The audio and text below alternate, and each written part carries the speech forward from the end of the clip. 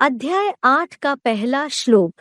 अर्जुन उवाच। किं तद्ब्रह्म किमध्यात्मं किं कर्म पुरुषोत्तम अधिभूतं च किं प्रोक्तम् अधिदैवं किमुच्यते।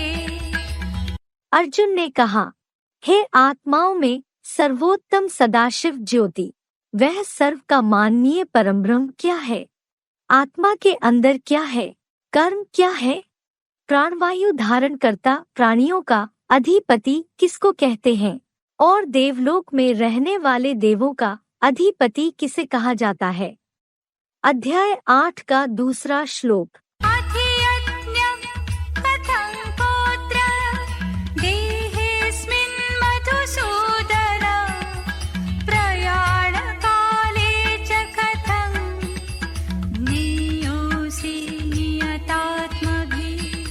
हे मधु जैसे मीठे काम के हंता शिव बाबा, इस देह में यज्ञ का अधिपति कैसे और कौन है? और इस देह में महामृत्यु के समय सच्ची गीता फैमिली प्लानिंग में वशीभूत मन बुद्धि वालों द्वारा कैसे जानने योग्य है? अध्याय 8 का तीसरा श्लोक। श्री भगवान उवाच। अक्षरं ब्रह्म परमौ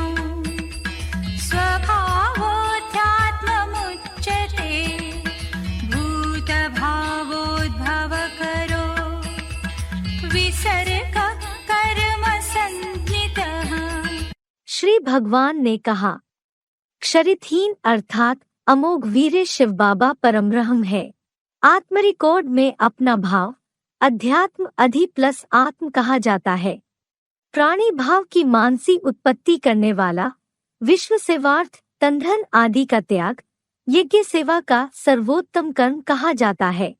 अध्याय 8 का चौथा श्लोक। अधिभूतं क्षरो भाव पुरुषश्चाधिदैवतम् अधियज्ञोऽहमेवात्र देहे देहभृतावर। हे देहधारियों में श्रेष्ठ अर्थात हीरो पाठधारी, 16 कला सत्युगादि से ही अधोमुखी अर्थात क्षरित भाव वाला प्राणियों का अधिपति, जो सत्युग में भी भोगी और कलाबद्ध कृष्णचंद्र है तथा देहरूपापुरी में आराम से शयन करता कलातीत विष्णु या देवों का अधिपति महादेव ही है। यहाँ अर्जुन के रथरूप देह में रुद्र यज्ञ का अधिपति महारुद्र शिव प्लस बाबा में ही हूँ। अध्याय 8 का 5वां श्लोक। अंतकाले च मामेव स्मरन् मुक्त्वा कलेवरं यः प्रयाति समद्भावं याति नास्त्यत्र संशयः। जो अंतकाल में भी मुझ एकमात्र शिव बाबा को ही अव्यभिचारी होकर याद करते हुए शरीर या देहभान को छोड़कर महाप्रयाण करता है, वह योगी मेरे राजाई भाव को पाता है और इसमें संशय नहीं है, वह मेरे जैसा ही युगानुरूप सुखदायी शासक होगा। अध्याय 8 का 6वां श्लोक। यं यं वापि स्मरन् भावं त्यजत्यन्ते कलेवरं तन्तमेवैति कौन्तेय सदा तद्भावभावितः। हे देहभान हरिणी कुंती के पुत्र, अथवा जो संबंध के भाव को भी अर्जुनरथ में याद करता हुआ अंत में शरीर या देहभान को त्यागता है, तो सदा उस जन्म में उसी भावना से प्रभावित हुआ उस संबंध के भाव को ही पाता है। फुटनोट। जैसे स्त्री की याद में शरीर छोड़ेगा तो स्त्री चोला ही मिलेगा, इसीलिए अंत मते सो गते की कहावत प्रसिद्ध है। अध्याय 8 का 7वां श्लोक। तस्मात् सर्वेषु कालेषु मामनुस्मरयुध्य च मय्यर्पित मनो बुद्धि मामे वैश्यस्य संशयम्।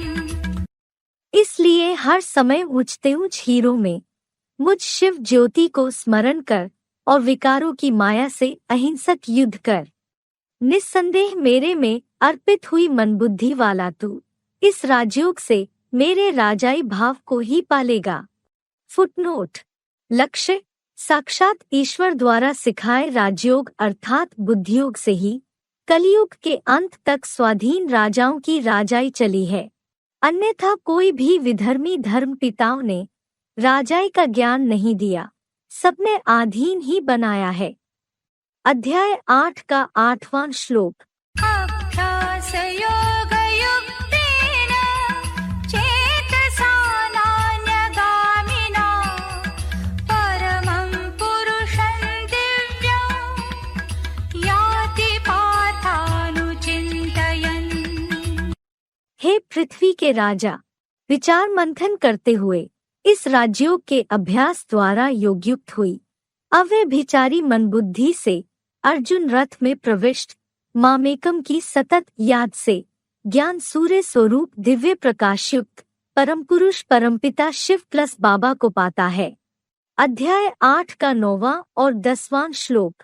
कविं पुराणमनुशासितारम् अणोरणीया समनुस्मरेत्य सर्वस्य धातारमचिन्त्य रूपम् आदित्यवर्णं तमसः परस्तात् प्रयाणकाले मनसाचलेन भक्त्या युक्तो योगबलेन चैव भ्रुवोर्मध्ये प्राणमावेश्य सम्यक् सतं परं पुरुषम् उपैति दिव्यम्।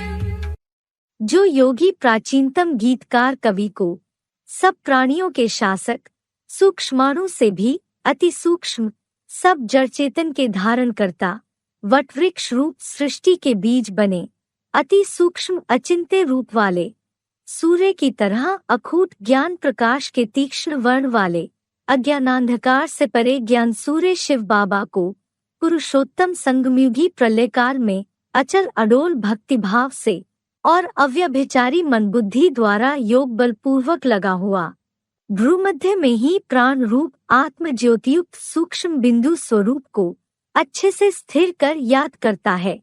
वह उस श्रेष्ठतम हीरो पाठधारी शिव समान दिव्य ज्योति परमात्मा को पाता है, जैसे शिव बाप स्वयं जन्म जन्म का ही साथी हो गया हो। अध्याय 8 का 11वां श्लोक। यदक्षरं वेदविदो वदन्ति विशन्ति यद्यतयो वीतरागा यदिच्छन्तो ब्रह्मचर्यं चरन्ति तत्ते पदं संग्रहेण प्रवक्ष्ये। चौमुखी ब्रह्मावाणी के ज्ञाता जिसे अमोघ वीर्य बताते हैं, रागरहित सहजराज योगीजन जिस ऊर्ध्वमुखी परम ब्रह्मा में प्रवेश पाते हैं, जिसके इच्छुक ब्रह्मचर्य का ज्ञानयुक्त आचरण करते हैं, तुझे उस विष्णुलोकीय पद को संक्षेप में बताऊंगा। अध्याय 8 का 12वां श्लोक। सर्वद्वाराणि संयम्य मनोहृदि निरुध्य च मूर्ध्याधायात्मनः प्राणम् आस्थितो योगधारणा।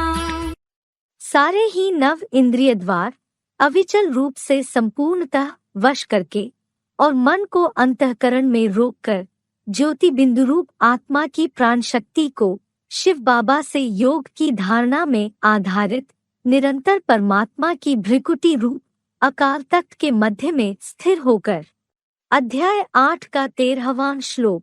ओमित्येकाक्षरं ब्रह्म व्याहरन् मामनुस्मरन् यः प्रयाति त्यजन् देहं स याति परमां गतिम्।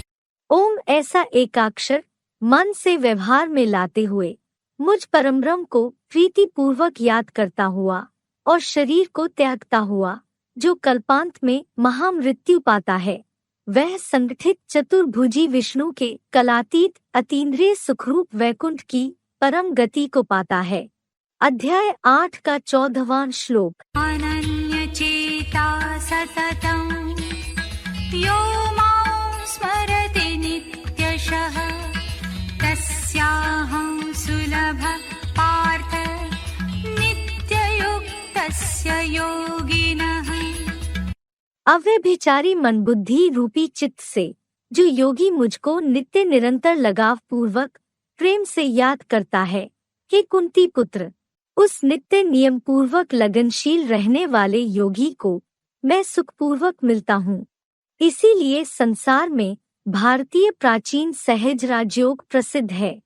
अध्याय 8 का 15वां श्लोक। मामुपेत्य पुनर्जन्म दुःखालयम् अशाश्वतम् नाप्नुवन्ति महात्मानः संसिद्धिं परमांगताः।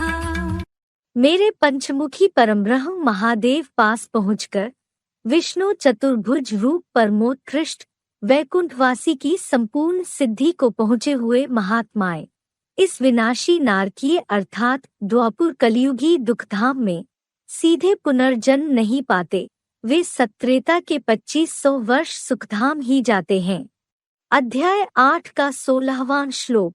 आब्रह्म भुवनालोका पुनरावर्तिनोऽर्जुन मामुपेत्य तु कौन्तेय पुनर्जन्म न विद्यते। हे अर्जुन, यद्यपि ब्रह्मलोक से लेकर सभी स्वर्ग और नरकों के साथ विधर्मी धर्मखंड कल्प कल्प पुनः पुनः आवर्तन वाले हैं, किंतु हे देहभान नाशिनी कुंती के पुत्र, पुरुषोत्तम संगम में मेरे पास पहुंचकर 21 जन्म से पहले इस दुखधाम में नारकीय जन्म फिर से नहीं होता। अध्याय 8 का 17वां श्लोक। सहस्रयुग पर्यन्तम् आहर्यत् ब्रह्मणो विदुः रात्रिं युग सहस्रान्तां देहोरात्रविदो जनाः। ज्ञान चंद्रमा ब्रह्मा का ज्ञान प्रकाशयुक्त दिन उत्तरायण मार्ग 2500 वर्षों का है। सत्रेतायुगी स्वर्ग और इतने ही प्रमाण 2500 वर्ष की द्वापर कलियुगी नारकीय विधर्मियों वाली रात्रि है। अज्ञानांधकारयुक्त दक्षिणायन मार्ग का निमित्त सदा अपूर्णनीय संगठित चतुर्मुखी ज्ञान चंद्रमा ब्रह्मा ही है। देखिए गीता के 8वें अध्याय का 18, 19, 24, 25वां श्लोक। ऐसा जो जानते हैं वे मानते हैं कि ब्रह्मा की याद मूर्ति मंदिर क्यों नहीं बने।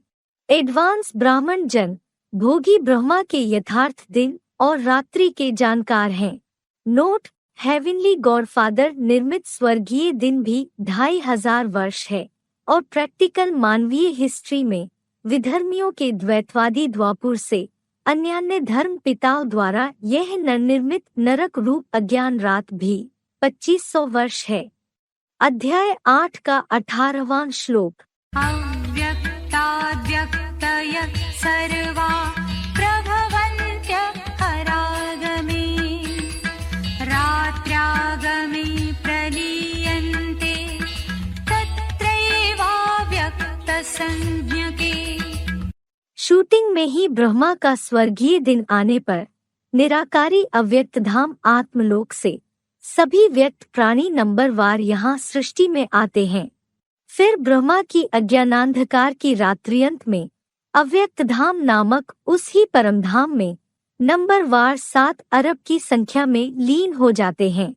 फुटनोट, यह अव्यक्त परमधाम सर्वसामान्य निराकारी अनुरूप आत्माओं व निराकार परमपिता शिव का भी अपना सामान्य घर है, जहाँ से आकर ये सभी पाठधारी संसारी सृष्टि रंग मंच पर जन जन शरीर रूपी वस्त्र बदल बदल खेलते हैं। अध्याय 8 का 19वां श्लोक। भूतग्राम सेवायं भूत्वा भूत्वा प्रलीयते रात्र्यागमे वशः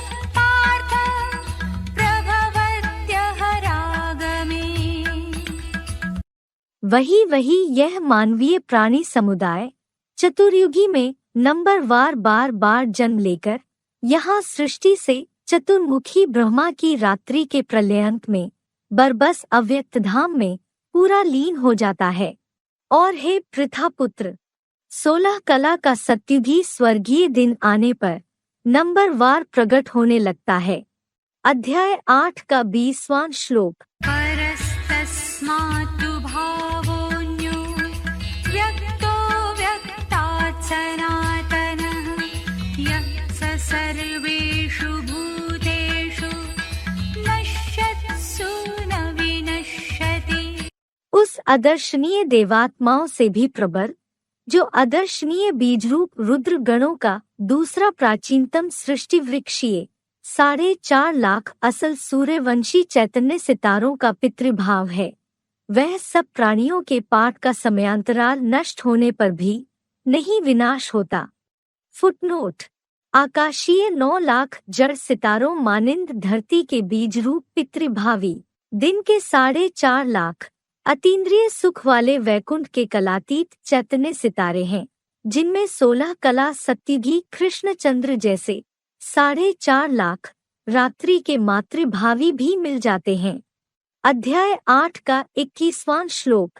अव्यक्तोऽक्षर इत्युक्तः तमाहुः परमां गतिं यं प्राप्य न निवर्तन्ते तद्धाम परमं मम।